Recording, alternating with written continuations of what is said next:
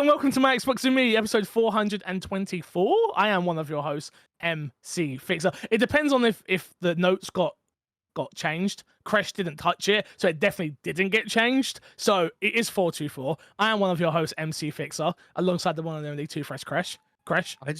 I really want to point out that even if that said 424, Fix would have pretended to not know what date it was, and he would have said something along those lines anyway. You were Fix gone. always does that. You were gone for Yeah. 3 weeks. I'm a changed man, and I haven't got the date wrong once since you've been gone.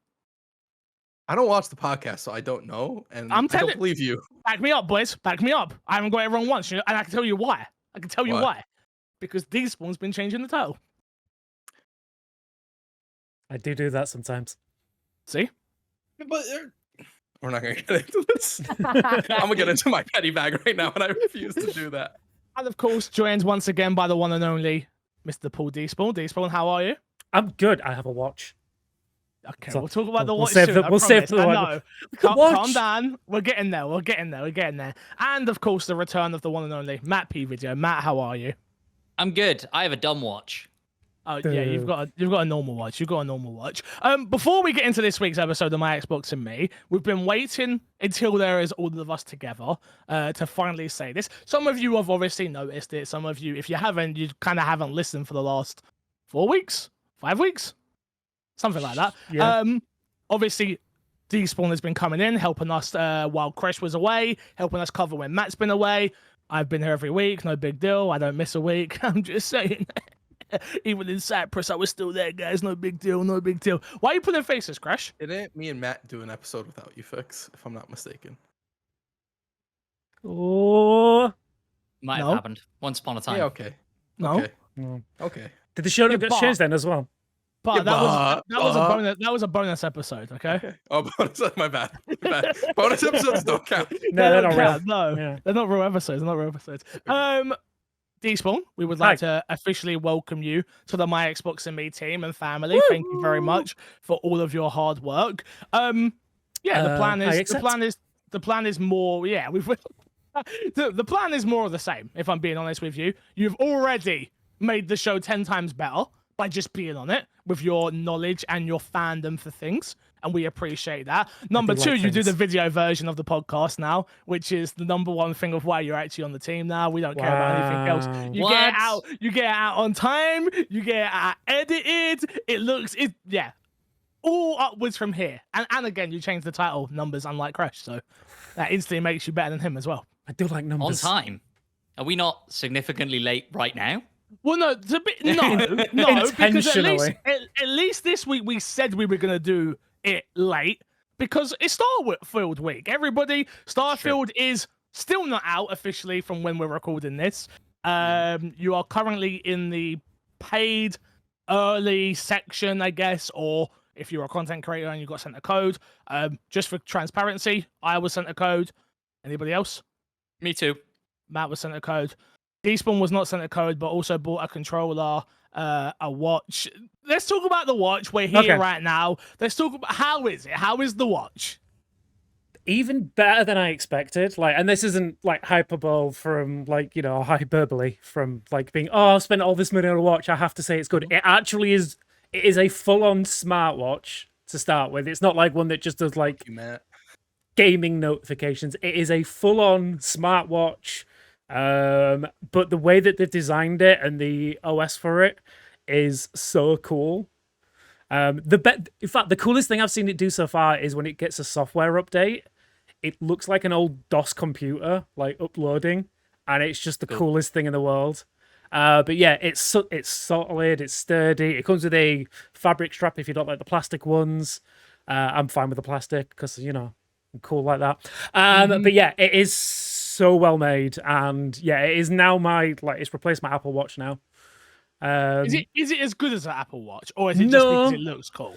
It's not as good as an Apple Watch, but I think it's because of if you take advantage of an Apple Watch and all of its features. I don't. Yeah. I basically just use it to control my Spotify without taking my phone out of my pocket. It does that, and it looks cool when it does it as well. It genuinely looks like you're controlling an old PC on your watch. It's the coolest thing in the world. So yeah, definitely do not regret buying it, and obviously also getting access to the game early was nice for that. But yeah, genuinely, and look, you see the case in the background there. The case, if you've not seen my unboxing video yet, you should go watch that and give me the views because I like it. But it's such a well put together case as well. That's the impression. Sorry, I was going to say that's the impression I got. Like after the Fallout 76 fiasco, that was everything turning up in a plastic bag or whatever it was. Like they seem to have gone all out here, and like the build quality on these things look really impressive. Can I put my nerdy tech reviewer hat on quickly and ask you what's the battery life like? The last full day? I mean, it's been on full day, and it is. Oh, it's only just lost less than 10% of the battery power. It's still at 90% battery. Yeah. Oh wow, fair play. I got a question for Matt. Go on. How do you feel about being wrong about the watch? I am chuffed that I'm wrong about the watch because it means that Paulie Despawn didn't waste all of his money. I really wish we'd put a pizza bet on it. You would be happy with it. I'm not sure that's a pizza bet I could get behind. But the watch would be good. yeah, fair enough. Speaking of pizza bets, Matt, do you not owe me a pizza? Absolutely, I do not owe you a pizza. You're talking about the Skull and Bones thing, right? I am talking about the Skull and Bones thing. We said they were going to be third-person action adventure segments. There are. You can walk around a hub world in third person. I think we mentioned like going out and like opening a treasure chest or something like that does not count. Killing a dude, action adventure. Jumping on another ship. Technically, there's a cutscene of people jumping on a ship. Yeah, that isn't gameplay. Are you playing while you do it, or can you control it down? I play with a mouse and keyboard, so I asked. Okay, can you keep your hands off the mouse and keyboard? I mean, I choose not to because I'm a true role player. I like to be in the action for my cutscenes. Just so you're aware. Okay, you don't. Okay, then you can role play yourself giving Matt a pizza. I don't owe him a pizza though. I don't think. I mean, I actually might. Yeah, if the game comes out and you cannot third-person action adventure, so this time they might add the whole entire feature. You don't gotta be. Yeah, they might watch this and be like, we can't have fellow Ubisoft employee not getting his pizza. Yeah, absolutely. Yeah. It's the sort of thing almost that wouldn't surprise me if for some reason the final boss fight in that game is like a third-person action adventure game and it doesn't exist anywhere else in that game. I'd love that and I'd win. But then you have to play all the way through it to prove to me that that is the case. I can put a pizza bet on it right now that I will beat Skull and Bones. Who wants it? Easy. Does it have a release date? This special episode of the Starfield My Xbox and Me podcast is good, by the way, isn't it? But does Skull and Bones have a release date yet or not? I don't believe so. No. I think it just got delayed and that's it. Yeah. How many times has it been delayed now? I don't know, 8. If we put a pizza bet on you finishing it and it gets cancelled, do I still win the pizza bet? The game will not be good. The game is I've played it. It's real. And it's actually good. Anyway, let's move on. Okay. This is My Xbox and Me, our weekly Xbox podcast. Tad bit late this week, but that is because we wanted everyone to get to have played Starfield. Honestly, topic of the show, of course, this week is Starfield. I'm not going to do the rigmarole. We are here. Let's talk about it. First of all, we'll start with everybody. Playtime. Crash, where you at? 8-ish, 7-ish hours or something like that. Before we get into playtime, massive thank you to the Patreon producer, Erengard. I was going to get to that. Don't worry. I was going to get there. Yeah, there's your thank you, Erengard. There's your thank you. That's what I'm saying. Rigmarole, get out of the way for now. Okay. 8 hours. Matt? Yeah, about 8 hours as well, but I restarted for work, so I'm not that deep into stories and quests, but I have seen that character creator a lot. Despawn? Oh, 30? 30 hours. That's weak numbers, Despawn. And I'm probably about 2, if that. I'll be honest with you. I've just gotten to the first hub area, I guess. The first New Atlantis. That's literally where I've got to. So about 2 hours, I think. Especially with the way I play these games. I mean, first of all, we'll start off with first impressions, I guess. The game is... Well, actually, before we do that, the game's come out to mixed receptions, I guess would be fair. I don't think it's been bad mix, but it's either a good or it's a fantastic game. It's kind of where people are at with Starfield. Obviously, the haters are hating in crazy amounts. I will say, once again, Xbox have been caught with their pants down again because they did lie. once again, they have, as much as I don't agree with the hate, but from the words that were said out of their mouths, they did lie. And that is something that I do not like companies doing. These point you seem confused. Specifically what you're chatting about, yeah. Yeah, I'm going to say, what were those specific words? Being able to explore. Is that not what Todd Howard said on stage? I remember the conversation, but was it not? What was the exact wording? There are 1,000 planets, and you can set foot on all of them.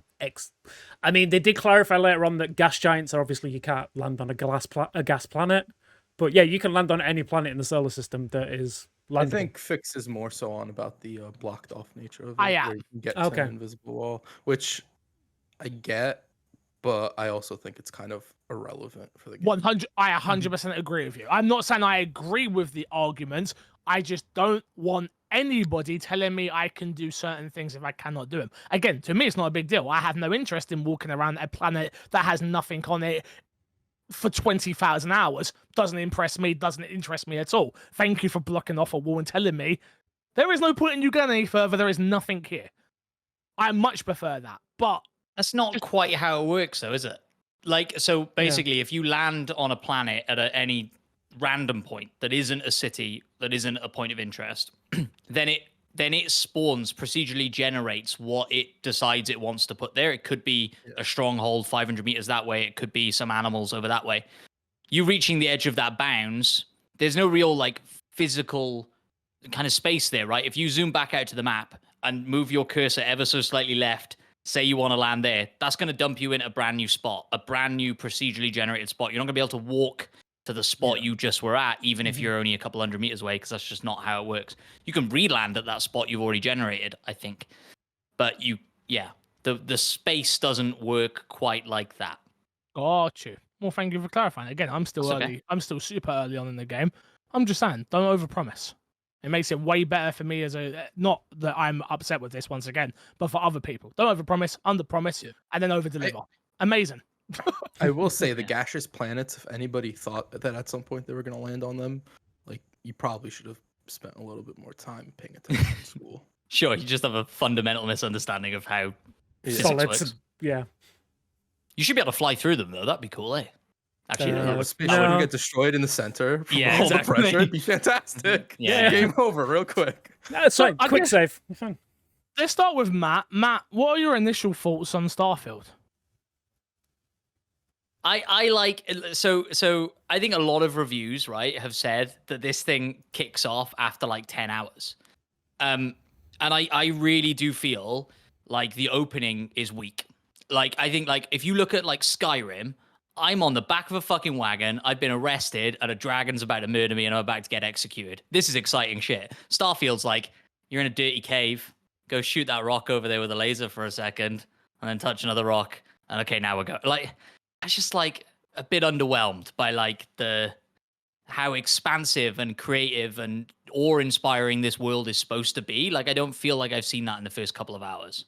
I'm with you, but I think it's a very like strategic choice from them, because what they end up doing in the opening that I'm not personally a fan of but they set up space in such like a natural way that it isn't like sort of this big fucking eye-widening moment, right? It just exists, and there's a lot of it, and there's a lot to explore and a lot to go see. It feels like a very naturally spacey adventure. Yeah. And if somebody's really into that type of sci-fi, I think the opening's fantastic for them. For me, I thought it was pretty dry and boring for the most part, to be honest. Yeah. And that was my feeling in the opening of the game. Now, like, I think, and then I was kind of met with, okay, let's do the main story. And the way traversal works, the way that getting into your ship works and all those things. We'll get there. Let's just figure this. We got a lot of time to kill. I promise. We'll get there. Thus far, I'm underwhelmed, but I see the potential of it in the side activities, in these random characters that I'm meeting where I'm going, oh, that's fucking interesting. Oh, that's cool. Oh, that's fun. That's funny. Like genuinely funny moments in there already. And so all of that stuff, kind of in classic Bethesda fashion, really, all of the side stuff is the stuff that I'm more interested in exploring as opposed to the main quest line, which right now for me feels quite stop-start. like lots of loading screens and lots of conversations with people that I don't really give a shit about. What are you playing it on? I've played. So when I said that I restarted it on PC. So I've played Xbox and PC for about, I don't know, 3 hours on PC and like, 5, 6 or whatever. I know PC load times are like significantly faster than Xbox load times. I think they're like 8 seconds compared to like 20 something seconds on console. Is what I saw. I don't know how accurate it is. Having done that, right. I haven't noticed anything noticeable as far as that goes. Maybe Despawn, you've had a different experience, but yeah. I didn't think like, Xbox is way slower. Yeah, I've played on both. A little bit on Xbox, but then I've mainly been on PC for the majority of my time. And yeah, I definitely feel like the load times are almost like instant. It comes like, especially for the distances that you're supposedly traveling as well. Like I've just, again, we'll get into the whole travel and loading screens, but jumping from one universe to another felt just as quick as jumping into a building when you got the load time at a door. It was like almost instant. One thing I will say about load times is I know there's a lot of load screens and stuff like that, but I prefer the method of Starfield from my time with it, and again, only 8 hours. Who knows how that changed over the experience I've had with what's the Star Wars game that came out recently? Jedi Survivors. Yeah, so going from planet to planet, I prefer the experience in Starfield personally, as opposed to like, we're going to set you up in the ship. I think there's a lot more like immersion in Starfield's approach, but I don't think I personally need that when I'm playing a game like this. But I also don't really care about space and sci-fi and stuff like that. So that's what I was gonna say. As someone, I'm not the biggest space or sci-fi guy. We all know that if you listen to the podcast long enough. So my opinion doesn't really count. Like at the end of the day, if you're into space and you're into sci-fi, then listen to Despawn and other people more than me. Yeah, I thought the opening was super weak. Like I haven't played. I'm not the Bethesda guy either, so really take my opinion with a pinch of salt, unless it comes to Evil Within, the best Bethesda game ever created. No, I'm joking. But I've played Skyrim, okay. I've played Fallout 4.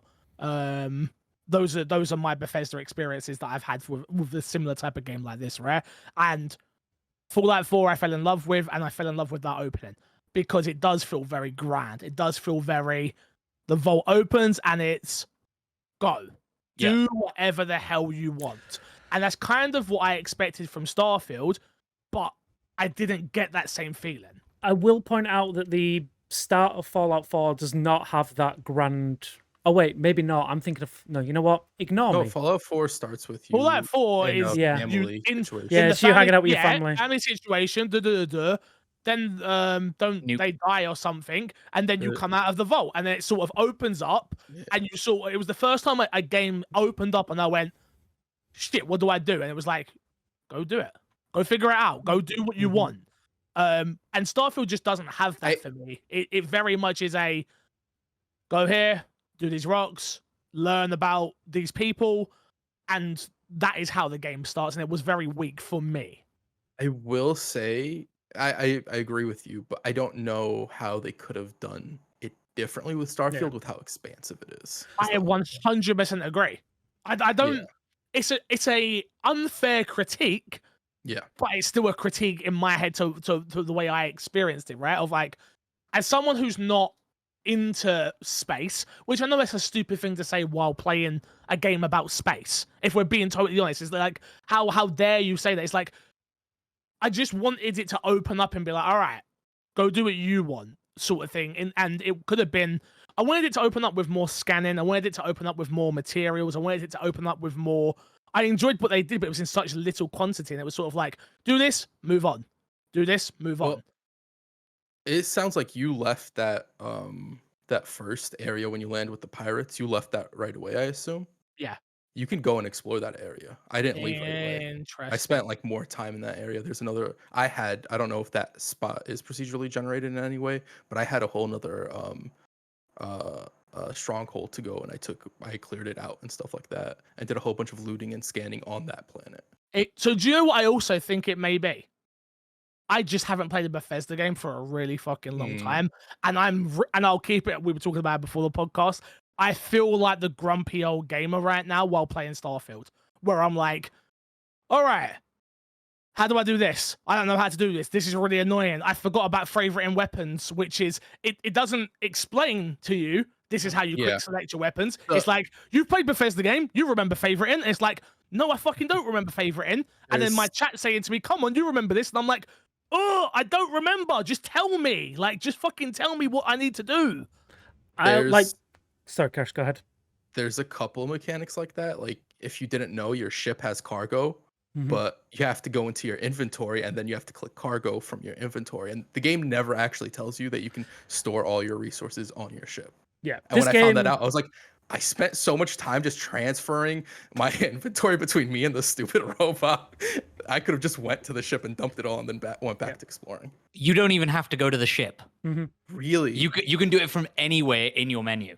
You have to go into like a menu within a menu within a menu within a menu, and then you can get there. It's and this game is full of stuff like that. Like all these, you know, the hot thing on YouTube, not the hot thing, it's been like it forever, but this classic thing on YouTube of going, here are 10 things this game doesn't tell you. You could easily do 100 for Starfield. It's mad. My question is, though, is it designed in that way so we have these conversations that we're having and Kresh has that eureka moment of, oh shit, I didn't know that? Or is it just poorly designed and doesn't tell you necessary things you should know?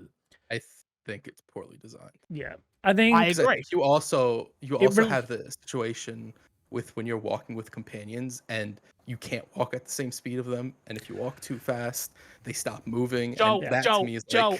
like there's some It oversight is- in certain like aspects of what they did.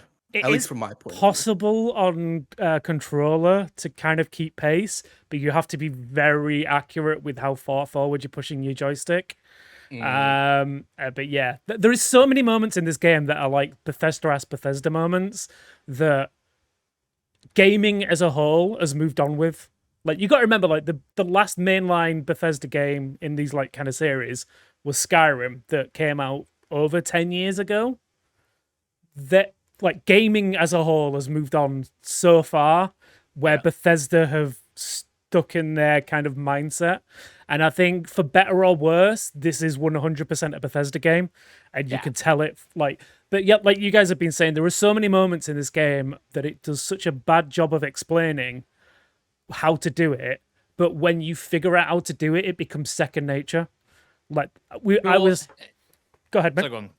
No, I was going to say, like, one of the things that I think people were in love with the idea of is I can pick a fight with any ship, board it, take it over, make it my ship, right? It even gives you a tutorial on how to do that and forces you to do it, like, early on in the game.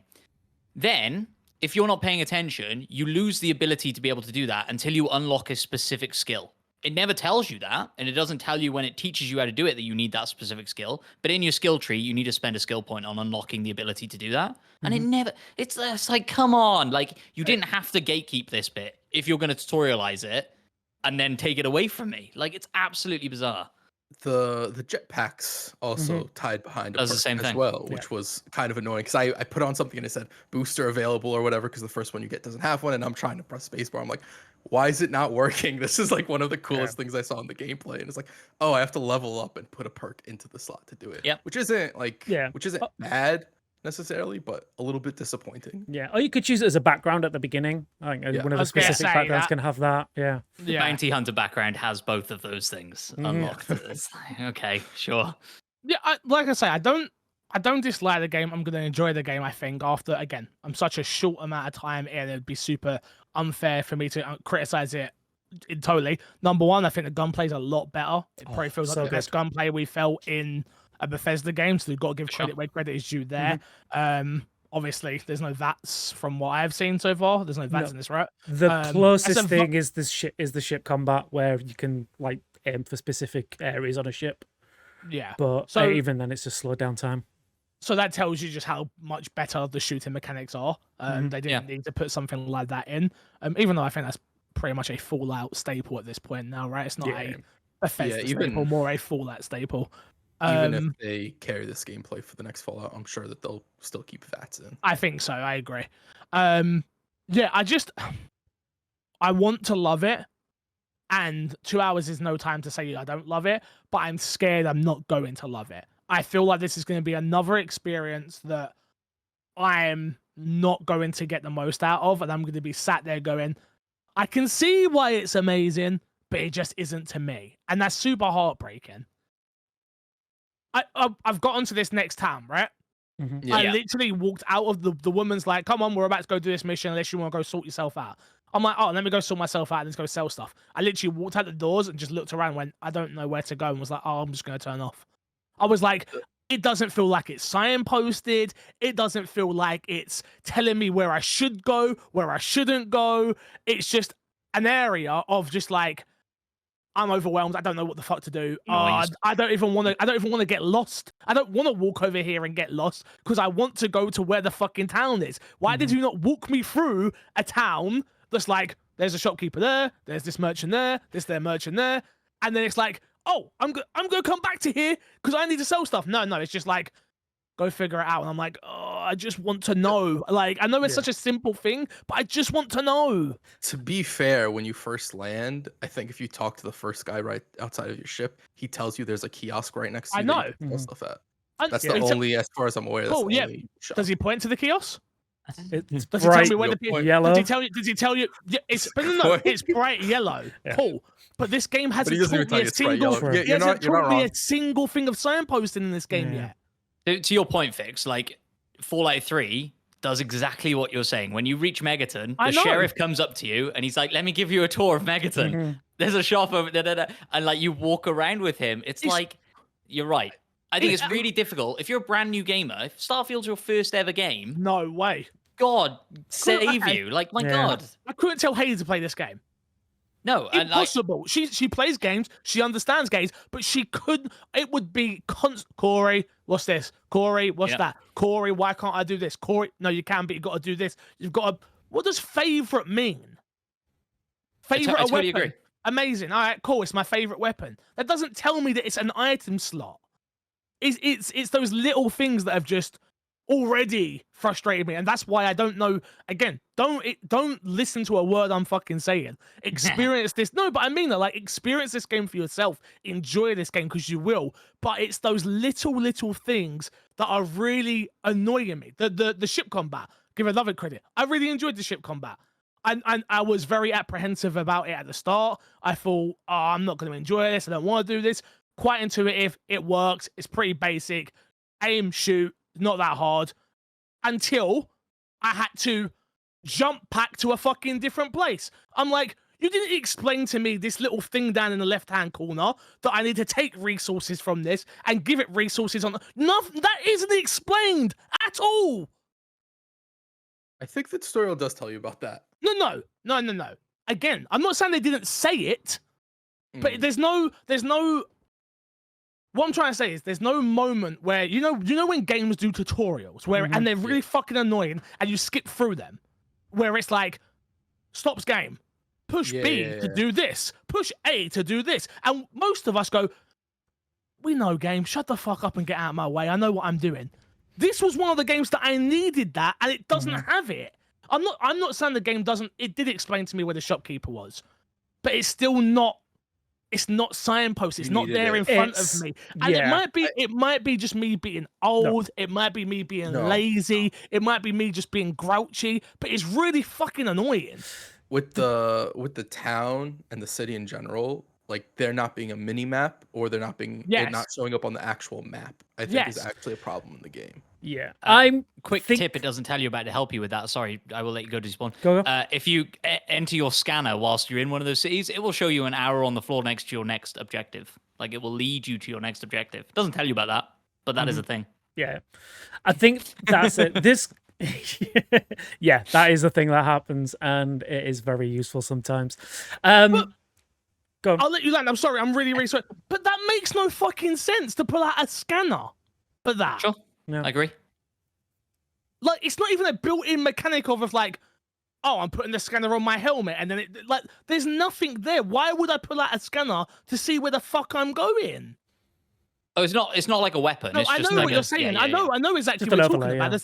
I know. But I'm saying, but it doesn't even make sense in the world. Sorry, land despawn, please. I can't remember what I was going to say now. I got angry about a scanner. But no, while I agree with everything you guys are saying about like this game is terrible at explaining anything, but I think they have done that kind of by design. They want this to feel like, I mean, it's terrible for a video game, but it's really good for immersion in that they really want you to live in these worlds. Like once you spend like any amount of time in a city and you get used to going to the same place repeatedly, you start understanding. Like the first time I dropped in, I think it's Aquila City, walked around that for the first time. It's all these like back stairs, like it feels like there's like no sense to how the city's put together. But once you start doing a few missions and it tells you how to get to places, because you obviously get, when you're doing a main mission or you're doing any kind of mission, you have your objective point to go towards, and then you just run towards it. But as you start going through the cities more often, you start recognizing spots. Like I now know exactly how to get to the mayor of Aquila City. I know where the freedom, well, basically the guards live. I know where the main slums are because I spent so much time running backwards and forwards throughout the city that I start recognizing spots. And I think that's what they've done so well, is that they've designed a world that it's not plain, so that when you are running around and you start recognizing points of interest, so you know that, all right, well, I need to go to Orion Tower, which I know is over this bridge, past the UC building, so I know I need to go over that direction. So it is very much like going into a new city and not knowing what the hell you're doing. But when you spend time in that city, you start recognizing things. Like the one thing that I agree with you guys is actually terrible is finding notice boards for missions. Yeah. Like I spent we spent at the beginning, I spent like 30 hours in this game. And I think I just found the first main notice board for missions outside of the world about 5 hours before coming on this podcast. Yeah. There's one in the main building. There's one. When you're speaking to everybody in the basement. There's one but that's missions for them. But every faction has their own missions. Yeah, they all have their own mission board. Yeah. But and you know, you were talking again. I don't want to get into too many spoilers for story, but there is a bit where you join, or you get the option to join the Crimson Fleet. They do that. They do that tour around the building. They tell you where every shop is. They give you the walkthrough. Sure. Which is perfect. But yeah, it's... I need that at the start of the game. I don't need that... You need that from every area you go to. Yeah. I don't know if I need it for every option, because you just explained why I don't need it for every option. Yeah. Because once you've done it once, I understand. You've then told me in-game what I'm keeping an eye out for. Yeah. Once you've told me once, you've explained to me, they're going to look a little bit different and things like that. But you ultimately... keep an eye out for this, keep an eye out for this, every game I've put, not every game, but most games I've played. What this reminds me of is, do you remember Assassin's Creed Odyssey? I think it was the first game where there was like, do you want normal mode or explore mode? Yeah. This feels like the entire game is going to be on explore mode, which is clearly by design, 100%. And I respect it. I'm a new character that wouldn't know his way around town, wouldn't know anything. I understand by design why that makes sense. But it's very, very frustrating for somebody with very limited time to game and wants to enjoy what he can of this game. And that's the problem, I think, for me, of what I'm finding. Yeah, I think like almost to its own fault, it's trying to make you feel like a very, very small ant in this huge universe, right? And you are not the main character. All these people are fucking around doing their own thing. You want to help him out? Sure, you can. You want to talk to him over there? Of course you can. But you are one person in this really living world, and that works to its benefit and detriment, right? Of going like, you're not special. Why would we tell you where the shop is? Go fuck yourself. Well, move on. That was kind of the impression I got when I got off the ship. It's like, who the fuck are you? Why the fuck are you here? Like, where the fuck is Barrett? Like, why are you my guy? What? Because you found a piece of metal? Okay. Who cares? And like that is the feeling I got, which is clearly by design. So yeah, absolutely. Yeah, it is very much this is very designed to be like that. You are the small cog in a giant machine that is space. But then as you go further in the game, obviously that starts changing a little bit. And it is like, I understand it is very frustrating. I will say that a lot of the issues that you guys are having right now becomes second nature really fast. I'm Of sure. course. Yeah. I want to say that like I do like even with all the issues I've personally had with the game, I still find myself enjoying parts of the game while I'm playing. Agreed. Sure. And I think that'll keep me going for a little while longer. I don't know if I could get to like the 20-hour mark and it still be like this, and then I'm just like I'm done at that point personally. But I've been enjoying what I've played enough to look over some of those things, but they are still there at the end of the day. I think a little bit, we touched on this a little bit already. Like, I really wanted Starfield to be the reason somebody should go buy an Xbox. As soon as you get Game Pass, my God, do you need to play Starfield? My dad, Emma, like all these people in my life who have like tangentially been involved in games. I wanted Starfield to be the thing that like blew them the fuck away.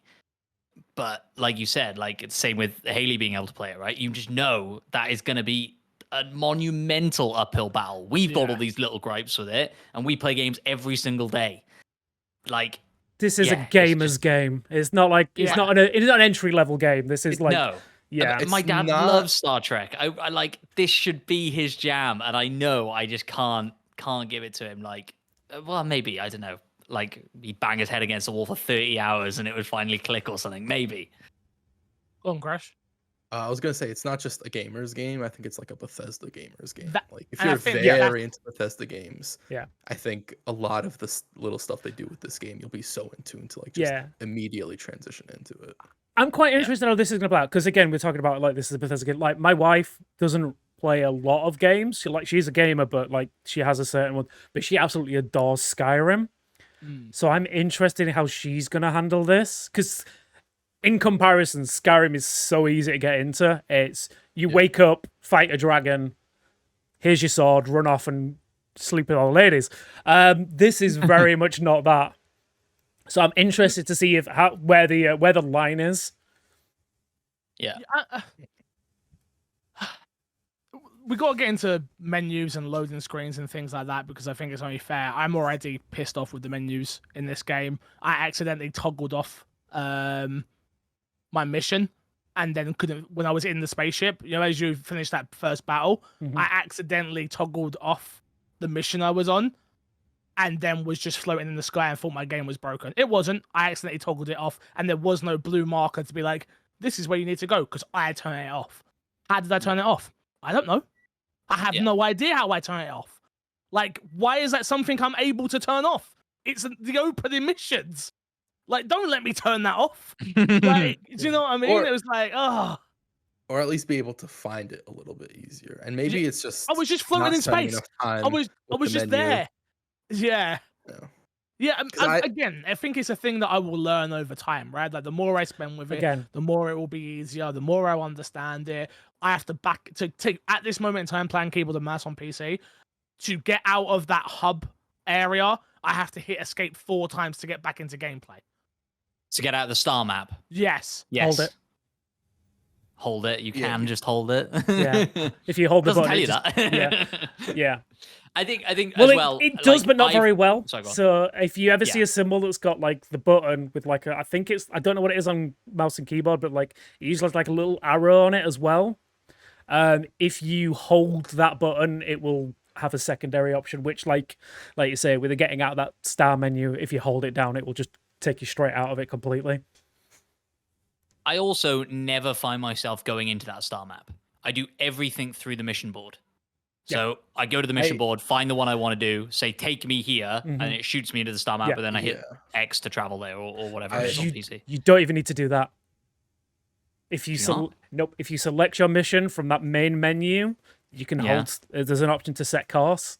Hold that button down, and it will take you straight to the location. Motherfucker! There you go. Hold the button down. When in doubt, hold the button down, everybody. This is what I mean. Like it is so bad at explaining it, but when you figure it out, it becomes like you can travel across the universe in the press of like 2 buttons. It is so fast. But you have to figure it out. When you start this game, you won't. It will take you 10 buttons to figure that. Like yeah. And I think that's the problem, right? It's like someone like me, I'm like getting frustrated with it. Again, if this wasn't my job, I don't think, and I had played this just off of Game Pass, I don't think I would. I'm 2-3 hours in. I don't think I would persevere with it. Yeah. Not because it's not a great game, just because I'm getting so frustrated with it. And again, I shouldn't have to come on a podcast with 3 other people, and we've got 3 other people all all played the game different amounts of times, and we're all telling each other different things that we didn't know. Yeah, for sure. Like, so yeah, the potion is going to be a despawn masterclass about how to get through menus. There's something magical about that as well, though, to give credit to it. Because again, this is the one thing I will say. What my Xbox and me was built off was Fallout 4 at the start. Me and Ross Miller coming on this podcast once a week before we understood how to podcast, and it literally just was, what'd you get up to in Fallout? Oh, I did this. I ran here. I did that. I did this. And I still think we will have that experience if we ever catch up with Despawn. I don't know. Maybe Good not. luck. Yeah. Despawn's going to be talking about New Game Plus soon. Exactly. This is I am. That's like, we've talked about all the negatives at the moment, but the positives of this game make it 100% worth persevering. The way that the mission system works in, like, I know the menu of it all is a bit weird, but just the, like, you could literally overhear a conversation and it will give you an activity marker. And if you decide to follow that activity, you can spend 45 minutes saving the underworld from, like, the oppressive government. Like, there is a mission that I went on, again, it's not really a spoiler, but, like, there is... In fact, I don't want to talk about missions. I want to talk about some of the, like, transcendental moments where it's like, I literally was walking around a planet, surveying it, just you know, just because you could do surveys and stuff, and I saw a ship land about, like, 100 meters away from me. So I walked over. I thought, I'll go see what's going on. Saw a crew getting off. They weren't like pirates or anything. But I went and talked to the captain of that ship, and he was incredibly rude to me. So I just went, screw you. I'm stealing your ship. I've now got a brand new ship, and he's stranded on that planet. There was another... In fact, there is another mission where I basically... it was an offhand comment where I mentioned that this guy who was, like, my companion at the time didn't help. And then he got kicked out of this group, and then I've pulled up on another planet later on, like about 10 years into the 10 hours into the game, and he turns up with a squadron of ships to try and take me out for getting him kicked out. And it's just those little things, like, you could just, like, go off on such a tangent for the smallest sentence. Yeah, and I think that's the magic. A similar moment, I went into a mine, and some dude was, like, in charge of the mine. He's like, oh, we don't have the budget to get the workers' tools that we need. Yeah, there's a job opening for my boss's assistant. Can you go apply for the job to be my boss's assistant so you can approve the quota? I was like, yeah, that's fun. This is dorky and cute and, like, cool. Yeah, have you completed that mission really yet? Cool. No, I haven't, no. So that goes off on a tangent as well. Oh, really? Yeah. But that's the feeling I get. Like, so many of these things go off on these wild tangents and become these huge overarching stories. That's kind of what I meant, where, like, I'm way more interested in applying to be somebody's assistant than I am to save the galaxy or whatever the fuck the main quest line wants me to do. That's where I'm at. Saving the galaxy. I think it's just finding out what the metal is for. Yeah, you touched the rock and right now. I'm literally in the story of, oh my god, there's 3 pieces of metal. Okay. I don't care. Yeah, exactly. Yeah. Do you there's think there's a 4th? Spoiler, there's a 4th. There was one underneath us. Oh my god, it was used as a paperweight. I'm like, okay, great. That's really what I want to hear about this magical piece of metal that now I'm hearing music. I keep telling everybody. So yeah, it's again, I know for a fact there's a remarkable, amazing game in here. It's, will I persevere enough to find it? The answer is yes, because at the end of the day, it's Xbox's biggest release this year. I think I'll be doing the podcast a disservice by not playing it to its end. What I will be doing, though, is I will be mainlining. I've decided already. From what I've heard from other people, I'm sure the tangents are going to come. I'm sure of it. Sure. But from what I've heard, mainlining is the way to go, and then going off on these amazing experiences. What scares me is if I mainline it and I roll credits, am I going to go back for these amazing experiences? Probably not. Yes, I know, Crash. You know me very well. Congratulations. Anything like I'm trying to think. Again, I'm very light to Despawn. Anything else you want to highlight about the game? Because again, we spoke about it in quite a. I hope people don't take this as negative. It's more just a realistic approach of how we've all played it. What positives can you give us, if anything, you really like about it, other than what you've said?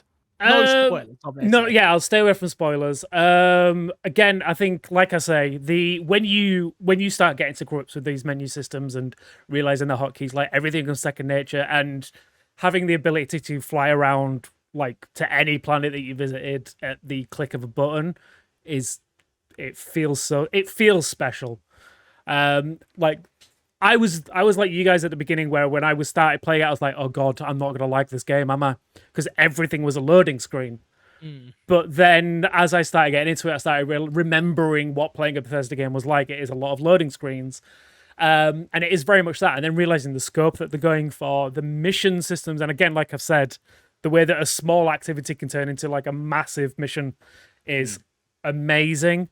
The way that you have one mission leading to another, or like the smallest thing will open up like a massive arc, like a main story mission out of nowhere, is amazing.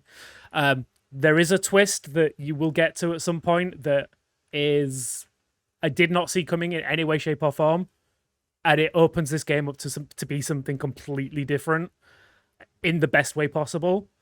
And I'm very excited to start like pulling at that thread. I've not got to New Game Plus yet, so I'm not. And I've been hearing a lot of people say that New Game Plus is when the game really gets into its stride. I hate that. I do too. Anytime I hear that bullshit, I hate it. I absolutely hate it. If I have to get to New Game Plus before the game is fun, then the game wasn't fun. I'm sorry to tell you. No, that's true. If I have to play a game for 10 hours before the game gets fun, I think the game isn't fun. I don't think. Yeah, but it's a bad game. I'll speak for myself. Like the 2 hours I have been negative, but they haven't not been fun. Yeah. So I can't speak for you, obviously, Krish, but like for me, like I cannot say they've not been fun, because I did enjoy the 2-3 hours I had. I'm 100% in the same boat as you. Like I have gripes with stuff in the game, but I find myself enjoying it when I'm not in like focusing on those issues and I'm just playing the game. I'm like, I really enjoy it, and a lot of the stuff they do is cool. Yeah. So once I don't let things piss me off, I think I'll enjoy this a lot more. Yeah. And hopefully, if you've waited for Friday for it to launch on Game Pass, and you've been really excited for this game, and you've been ingesting everything you could about it, and you've heard podcasts like this where we've said hold the button, where we've said use the scanner to find your way around the planet, like you'll jump in and you won't have these frustrations, and you won't have these like niggling things, or you'll certainly have a lot less of them. Top tip for everyone, because I know I've only just started realizing you can do it like yesterday afternoon. If you are running around a planet and you have to go backwards and forwards, because there are fetch quests in this, kind of like you have to go one place then go back and forwards every now and again, open up your scanner, hover over the main entry point, you can fast travel from your scanner, and it makes it so much easier. You can look at an objective and fast travel to an objective off your scanner. So when you're on a planet and there's like major cities, or like major you found a cave, or you found a structure. If you look for your scanner at that after you've visited it, you can then fast travel back to it. Holy shit! They kind of teach you that, because they're like, you could fast travel to your ship, but that same method by looking at everything. Yeah. But they don't really explain to you that you can do this with everything. Yeah. So if you've ever visited a place, you can on a planet, you can fast travel it while on the planet. Can we introduce a new segment to the podcast for the next X number of weeks that is Starfield Top Tip? The thing you didn't know you could fucking do in Starfield. Jesus. Yes. All right. That is awesome. Well done. Yeah. Bloody hell. One thing I do want to put out to the listeners and viewers, if you're watching on video, someone tell me where the hell I can just buy digipicks from. Those are the Pidlock things, right? Yeah, they are so goddamn rare. Oh, please. Crimson Fleet Trader sells them. Really? Oh my god. I'm pretty sure. And if you buy all of the stock from any vendor for like one type of ammo or whatever, if you find a seat and just wait for 24 hours, then they'll replenish their stocks and a little bit of money. So if you're selling lots of things, you can kind of game the system that way as well a little bit. Well, I know what I'm doing next time I start playing, so if we can hurry this up so I can get back to Starfield Top Tip. Yeah. Just to talk about lot picking, I do like the system. Obviously, I love it. Too. It teaches you really early. I thought it was oh, this is easy. Which it is, don't get me wrong, but you do have to use your brain a little bit, which I thought was kind of nice. Yeah. Like the first one I did, very easy. I'm like, oh, okay, boom, boom, boom. And then it was like, wait, I have to undo. Shit. Okay, so I undo. And I'm like, fuck, I broke through 4 of these now because I'm not using my brain enough. I'm like, come on, figure it out. I thought, oh, that's actually a very unique and fun way of doing lockpicking, which hasn't been done. At least from what I've experienced, hasn't been done before. I prefer it way over the wiggle the thing. Oh, the wiggle, it yeah. starts moving and it's gonna break at a certain point. I hate that. It like feels that was cool the fits. first time I played it. Yeah. Yeah. With Starfield, the lockpicking is very cool. That is. Yeah. Lockpicking, the weapons feel amazing. Like when you start unlocking some of the legendary weapons that you get around the world, I've got basically there is a mission that I've done where it's got a 3-point laser on it. And it basically one-shots every human that I come up against because it just melts them, and it's amazing. And then I've got another like a P90 that does random like damage to people, so it will do like fire damage, corrosion damage, and it'll just kind of cycle between them, and it is so much fun. And everything feels great. Like someone in a chat when I was streaming it mentioned that it feels like almost like Destiny level of like quality to like the control of it. Like not in so much of like the over the top like firing, like. Crash is mad. Crash is mad. I just don't agree. I think that's not true. Some of the later weapons do when you've got like mods and stuff on it, like because I've you're talking about just specifically the guns themselves. The gunplay of it, not the game. No. Not the gunplay. Not the gunplay as a whole. Just the way the guns shoot. The way the guns handle, and some of the like you say. Because when you say that, I'm also including movement into it. No. Running, sliding, and all that. No. So just the way the guns. Okay. An annoyance that we talked about earlier about hiding things behind the skill tree. You can unlock slide cancelling as a skill. Yeah. Oh, why is that behind a skill tree? Because the first thing I did when I started playing was I tried sliding. Like, this game doesn't have sliding. That feels horrible. It does. It's just a skill. Yeah. Okay. But yeah, so I get it though. I do get it. In a way, I understand it. It makes sense in the world because you are a miner who mines for a living. My guy was a hunter. I was wait, what? I was a gangster. Oh, yeah, that's gangsters know how to slide. Wait, are you talking about like our background? Mine was the thief. Stealth. Yeah, I love a good stealth.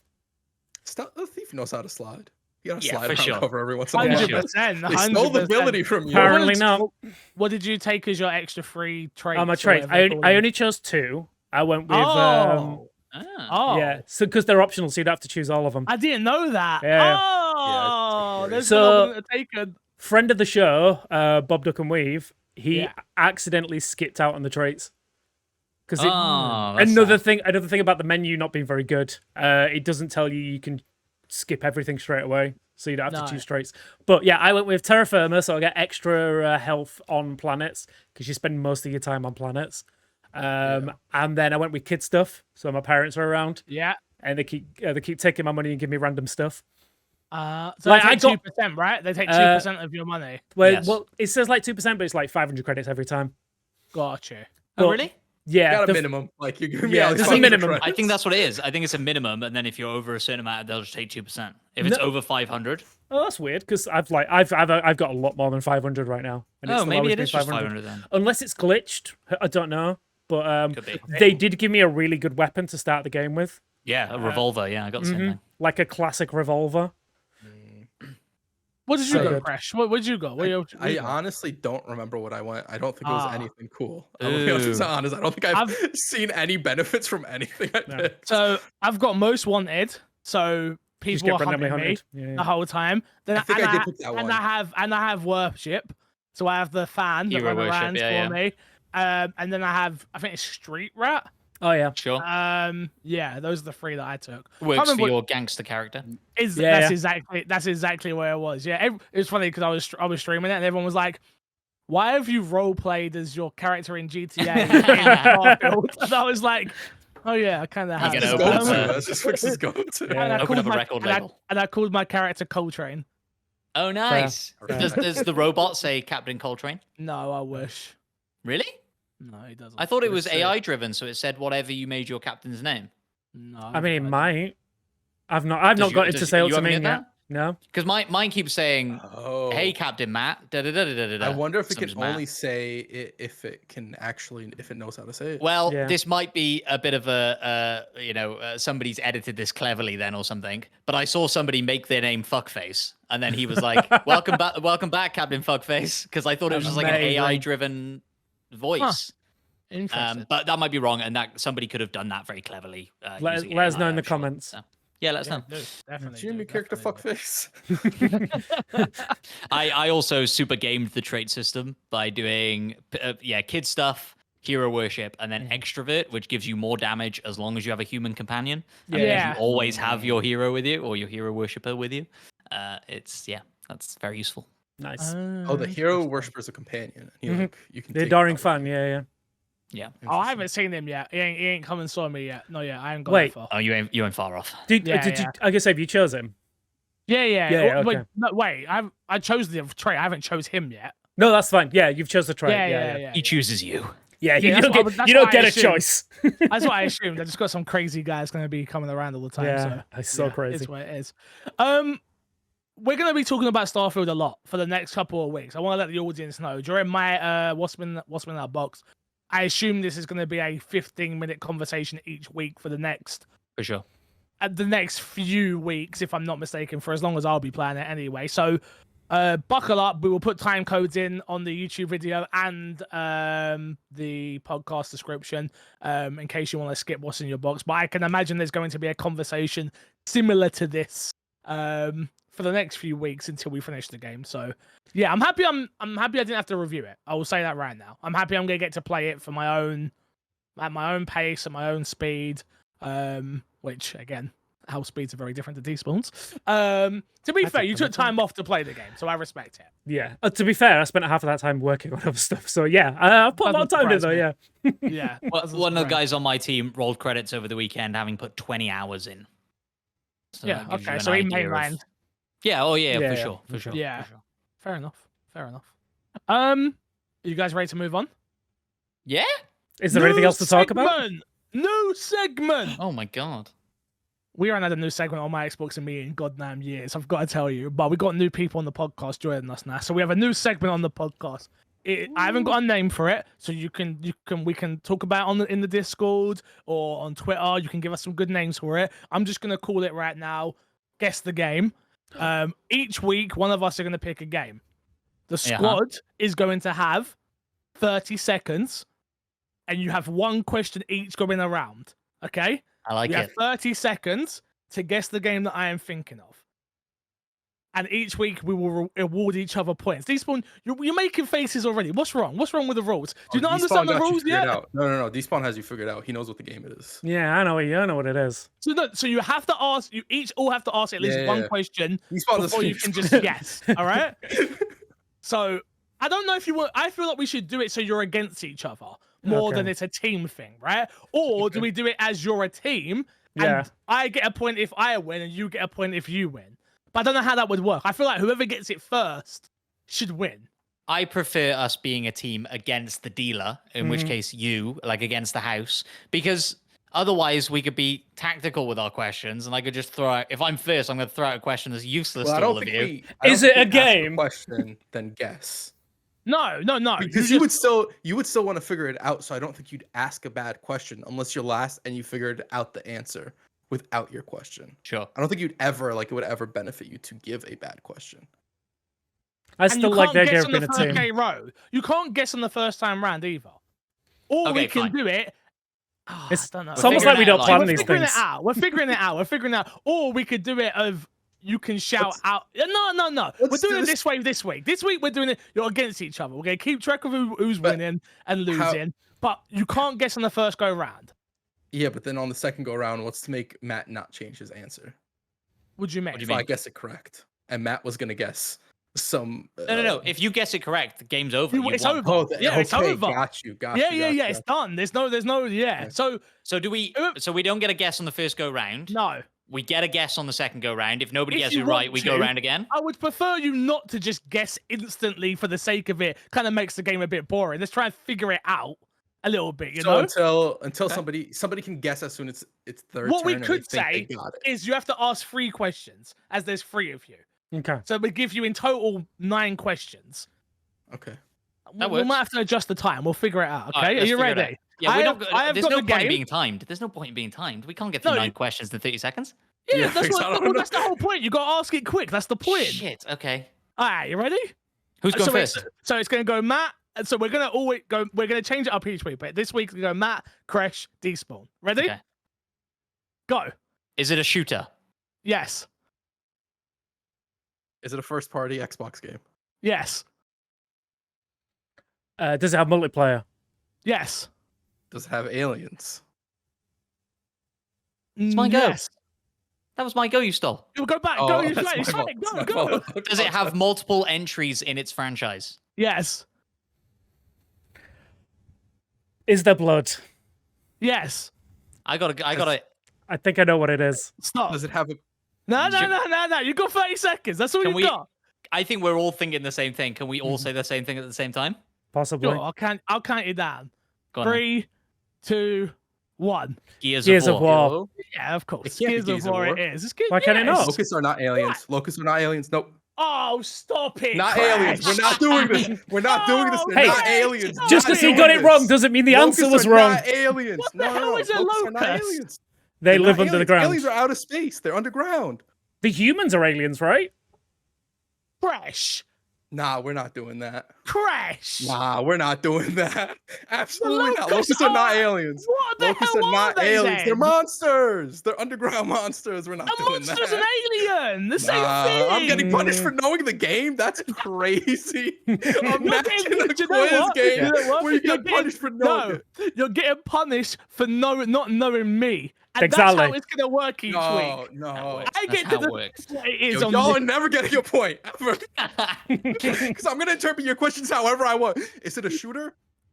No. My answer is gonna be Halo, but I'm gonna be like, no, you don't actually shoot the game. You pull the trigger, you idiot. I tell you what we'll do. We'll go to a minute because I feel like that was a bit quick. I want it to be a bit longer. I actually thought that worked quite well. Yeah, that was great. I'll do one more. I will do one more. I tell you what. Hold your guesses for the end, and that's how we'll do the points. So everyone gets a guess, unless you say you know it. So the first person to say they know it will go. Got and it. if you miss, did you get what I'm saying? So you'll have the 30 seconds in total, and you guess at the end. All right. So it's how many questions? But everyone gets it. How are we gonna? We might need to bring some paper in it, or you might have to Discord me your answers. I don't want. Write it on our phones. I don't want. Oh, you don't want other people. I don't want these ones go. Yeah, it's Gears, and then you go. Yeah. Oh, I didn't think of Gears. Okay, I tell you. We have our. Can you guys type in in the Discord? Just type it in the Discord. Yes. Okay. So just type in the Discord your answer. When it comes up to you, you have to say. Here we go. Oh wait, no. Find this a little. Here's the problem. I we can't. I suppose I could do it on my phone. You can't do it on your phone. Do it on your phone. Yeah. All right. Is there like a whiteboard app or something I can just like scrape it on my phone? Apologies to all the listeners for this one. We don't plan things, as obviously as you can see. Okay, I got it. I'm This gonna is put it in my way notes better. app. I'm gonna be honest. This is the My Xbox and Me way. This is way better. You're gonna write it in your notes. That's how I want it. I want everyone to write in their notes like that. Just write it in your notes. Okay, here we go. All right, let me start a new note then. Okay. Who's going first? Whose questions first? So it's gonna go Despawn, Crash, Matt. Despawn, Crash, Matt. That's the order. Let's do it. Okay. Ready? Guess the game. Guess the game. Starting now. Is it an Xbox exclusive? No. Is it a third-person game? Yes. Does it have multiplayer? Yes. Is it a PlayStation exclusive? No. Can it also be a first-person game? No. Is it set in space? No. Is it a platformer? No. Is it a fantasy game? No. Oh no. I'll give you a last question. Go on. I'll give you a last question. All right, I get a last question. Okay. My God. What? It's not an exclusive to Xbox or PlayStation. It's third person. It's got multiplayer. No fantasy, no space. Not also first person. I am lost here. Write in your notes. Write in your notes. Well, he has a question. I get one more question. I get one more question. Did it come out after 2020? Did it come out 2020 or after? They have No, technically no. Some of them did, yes. Oh but no. fuck! I think you're gonna need a minute. I think we're gonna for something like this. I think we're gonna have to up the time to a minute. Can I ask one more question? Yeah, sure. Is it the franchise as opposed to the game? I would have given that would be up to the degree of the questioning. If you know, but I'll give it to the person. You know, I've got to guess. Sure. And my hands are off. I've got it. I've right? written something down, but go on. I just want to clarify some of the stuff. Third person. Yeah. Was it yes to multiplayer or no to multiplayer? Yeah, it's got multiplayer. Yes, multiplayer. Okay. I got nothing. Okay. You just guess something for me. Just guess something. Oh wait, what's it called? What's it called? I'll tell you what I'll do from now on as well. I will write it down in my notes so you don't think that I'm changing it as well. That'll be the thing that we do. Okay. And again, this is a little bit knowing fix. I think. I do think that's an element of the game, to be honest. I agree. Okay. I don't know if you'll get this one. This was actually pretty hard, but because you don't know my history. I can give you a story after each of them as well. Sure. If you want, but you know. Oh, now I'm less confident based on that little tidbit. Yeah, I think Shall I go first? Well. Yeah, go on. Assassin's Creed Brotherhood. No. Shit. Despawn? Football Manager? No. Third person? Despawn? I know. Fancy's Ghost Recon? No, the answer was Tony Hawk. Wow. Wow. That my mind didn't even go to Tony Hawk. No. You didn't ask a single thing about sports. No. I almost put down Need for Speed. Okay. I like this. This will be a regular segment on the podcast, which we'll then clip out for TikTok. So I think what do you want to do? Do you want to just go round, or whoever wins the round decides who goes? No, but I'm just saying, like, I can do it again. I can go again next week. It's fine. Yeah. Realistically, we can either do these in bulk, so we don't have to do them every week, or we can do one a week. It's up to us. I'm fine with doing one a week, to be honest. I like one a week. I think one a week keeps it special. Now we've got rules. Now we have rules. We figured it out. Now we figured it out. Yeah. This one won't go up on TikTok, unfortunately. Don't worry. You won't get this one, but I mean, it's up to you if you want to edit it. It's down to you. But I think that's our new segment. So I'm giving Despawn 1 point and Matt 1 point. And Crash 0 points. That's crazy. That is crazy. Crash, I think like if we're all gonna go round robin on picking the game, then part of it is knowing how that person thinks. Yeah. I agree. That's not a point of like how that person thinks. Because that is factually incorrect about the game. If none of us got Gears of War, somebody thinks. If none of us got Gears of War, or even one of us got Gears of War, isn't even then you'd have an argument. Really. Shut the up. No, how people think. People think wild. No, stop it. People think wild. That is you could have got it off of what I gave you, other than just the aliens. Mm-hmm. There were going to be people in the Discord. I had Gears of War, and then I switched my answer because of the aliens. But that's because you're silly. No. There are going to be people. Technically, it's because you're silly, Fix. So-called Gears of War fan, Fix. I just wouldn't call. I would call if someone said to me a locust aliens, I'd be like, yeah, of course. 100%. I agree with you. That's why I got the point. No, you guys are wild. No, again, so devil's advocate, I agree with Crash. Like, the logic of choosing Gears of War with those answers is wrong, but I also figured Fix wouldn't think that. Yeah, you also got the point, so don't throw stones in us. What are you doing here, Matt? What are you doing here? The question is, guys, for the content, do we want to be factually correct, or do we want to make fun content here? And factually correct. For me, I want to make fun content, and it's way more fun. It's way more fun for me to argue at Crash's head when he says Football Manager and is there an egg-shaped ball? And I'm like, there's no egg-shaped ball in Football Manager. How dare you?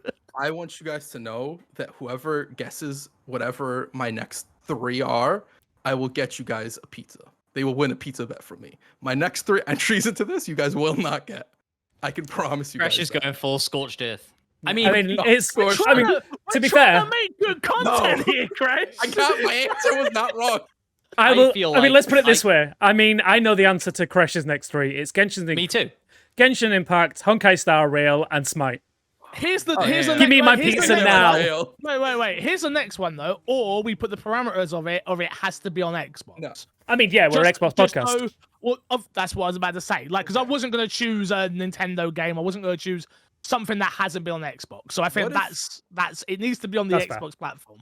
Okay. So no old franchises that are so old they wouldn't have been around to be. No, because I think Spider-Man 1. No, not the Amazing Spider-Man. I meant like stuff like that. I feel like we was getting in the minutia there. That's just a little silly. If we choose the franchise, you can basically choose the franchise.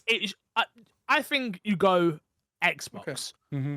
And again, if you want to start getting nitty-gritty with it, we can put the timer up to a minute. And then that way you might get into, I think, is it a sequel? Is it a this? Is it a that? After 30 seconds, if the other 3 people need another minute, and they all agree they need another 30 seconds, then you should be allowed to have another 30 seconds. Yeah. Because here's the thing. Chat. Well, not chat, sorry. I'm from a stream universe. People listening and watching, you tell us what the rules should be, and we'll disagree with you. Original Cookie Man. You've seen you make the rules. Yeah. Give us your rule set, Original Cookie Man. Yeah. He's very good with a spreadsheet. We've seen that before. He's very good with a PowerPoint. Did we show it? No, I felt really bad, but he did do it. Yeah. He's good with points as well. Oh, we never did, huh? We never did, huh? We're already too many cooks. Like we've established the rules. Origin, if it all falls apart next week, we'll get you in to adjudicate Origin, again. Matt doesn't get his say. I want a list of rules that you think I may disagree with them all and not go with it, but I want to see what you can cook. I want to see what you can cook. All right. Let him cook. Don't do me wrong, Original Cookie Man. Don't do me wrong. Guys, I'm gonna be honest with you. We've still got questions we got to do for Starfield, so let's do that. Really quickly, we'll go through them. We've got a couple, so let's just do it. Reality says, with Starfield out in the wild now, and it's somewhat mixed reviews, do you think this is finally that game for Xbox, or if it's not, but instead a catalyst in the right direction going forward in the future? I'll start. I don't think it's the game. I'll be honest with you. A game that cannot be.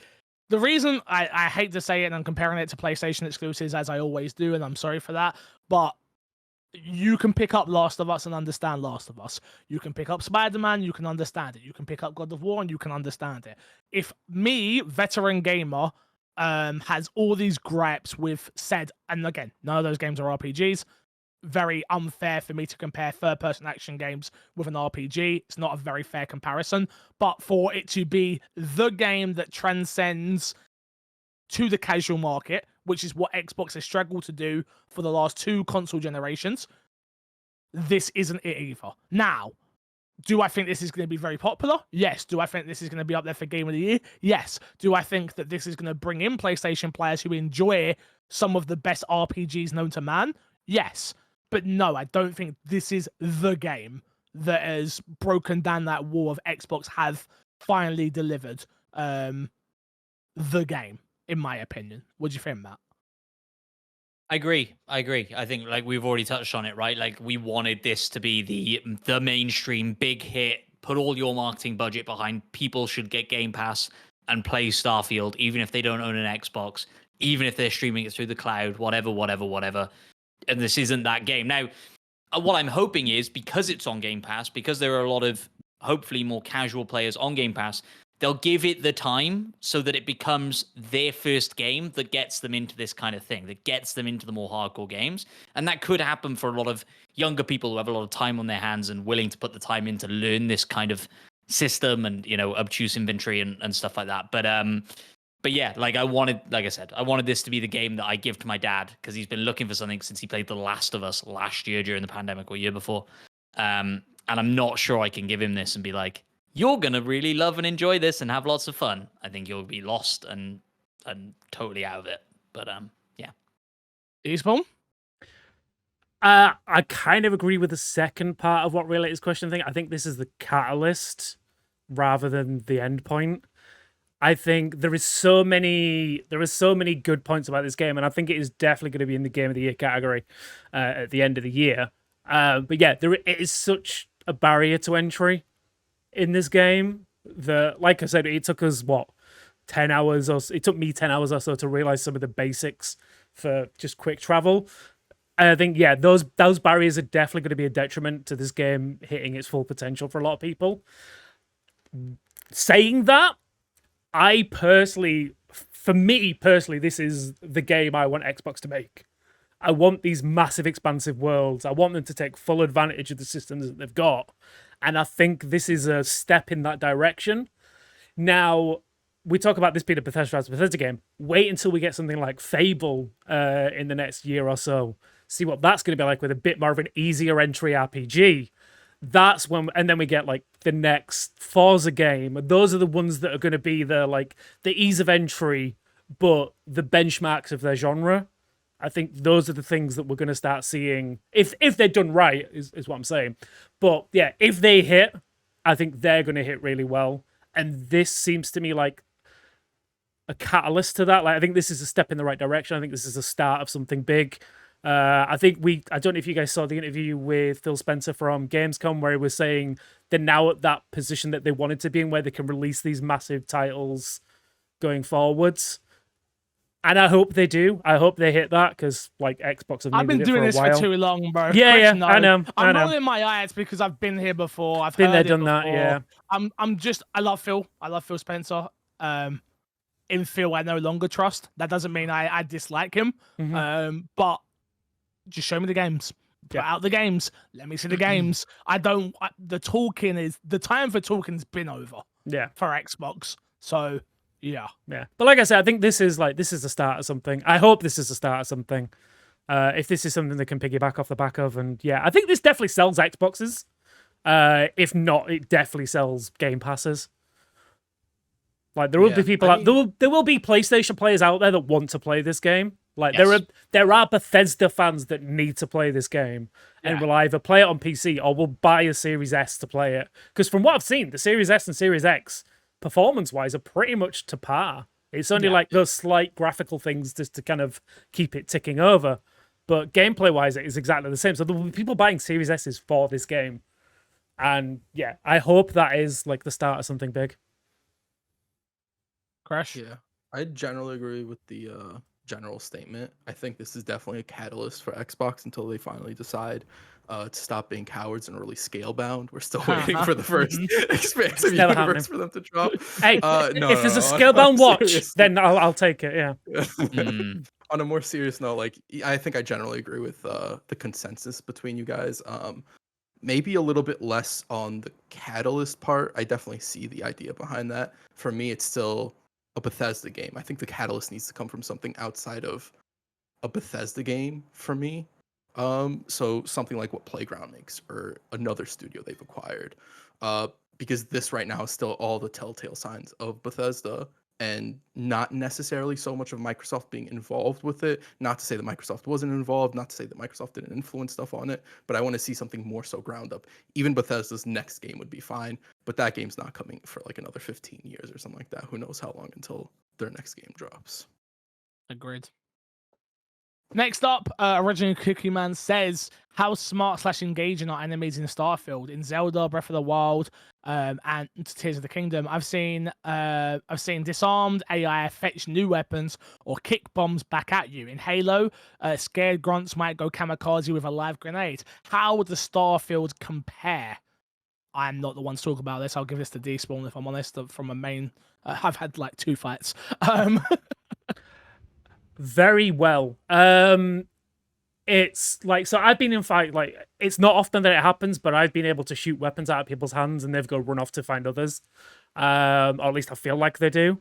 They use cover really well. They will try and flank you, and all sorts of things like that. They will definitely, they're not just stand in the middle of an area and shoot blindly at you. They definitely feel like they're using the terrain around them to kind of get like cover. What difficulty are you playing on? Just normal. I assume that's for everyone. Yeah, I think I'm gonna kick up my difficulty. I've seen some people say the combat feels better when you play it on some higher difficulties. I believe that. Yeah. I think like there are pros and cons. I would say like I think I was impressed when I got into a random encounter fight and killed a lot of the people outside, and then the ship just took off. They were like, nah, fuck this, I'm out. And I was like, that's cool. Like, they've retreated. And then equally unimpressed when I killed everybody outside of a ship, boarded that ship, and everybody in the ship was just sat there. And we're like, oh, who are you? Oh, shit, you're shooting me. I'm going to get up slowly from this chair, and I'm dead. It's like, okay. I did have that exact moment as well, where I definitely had a moment where I got onto a Crimson Fleet ship, like just one of the normal small ones, after sneaking past all the bad guys. And then I shot one person in the face on the ship, and there was a person sat next to us who went, huh? All right, okay. Yeah. Cool. And like they can get stuck in animations of just getting up out of a chair. And so it's like, well, I've just unloaded 60 rounds into you, so good luck, friend. It's like, yeah, cool. So it's got that like classic, almost like we say Bethesda jank, but I really think just any game kind of jank, right? Of it like not being able to keep up with you as a real human player doing real human things. Yeah. 1 second. Something we didn't talk about is the lack of bugs in the game. That there isn't like a whole lot, other than like some slight jank that you'll get in games like this. Not really a whole lot of bugs that I've seen so far. I agree. Playing. So the biggest bug I've had in my 30 hours of playtime is when NPCs will float through the sky. Like, I've been on a ship, there's been a person just stood there cross-armed, just float through the ceiling. And I was like, oh, really? Cute. I hope I didn't need to speak to you at any point, because you're gone now. But yeah, like the actual NPCs that you need to talk to seem totally fine. But yeah, I've seen those little bits every now and again where, or I'll get on my ship and one of the companions who's in the ship with me will just be stuck halfway under the ground. Oh, really? Yeah. So, but again, you can still talk to them, but you're just looking down on them as you talk to them. So, I haven't noticed anything like that. The worst I've had is like clearly when you like I've engaged in a conversation in an NPC through a fair, and like it constantly either I or the guy I'm talking to are being like knocked by these invisible NPCs that are clearly like walking around us and stuff. So yeah, sort of classic open world madness jank. Yeah, but nothing game breaking or too severe. Fair enough. One more question and we'll get out of here, guys.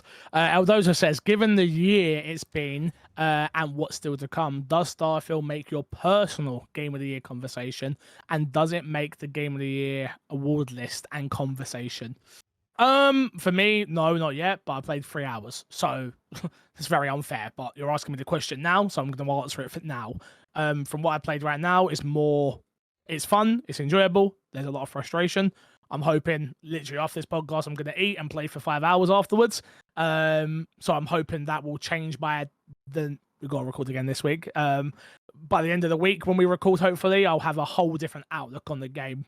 Yeah, for me, not in my personal, but in a year that we have non-stop 8 when it comes to survival horror games, I think to get in my top list is going to be very, very challenging. Obviously, Daymare 2 just came out as well that I want to check out.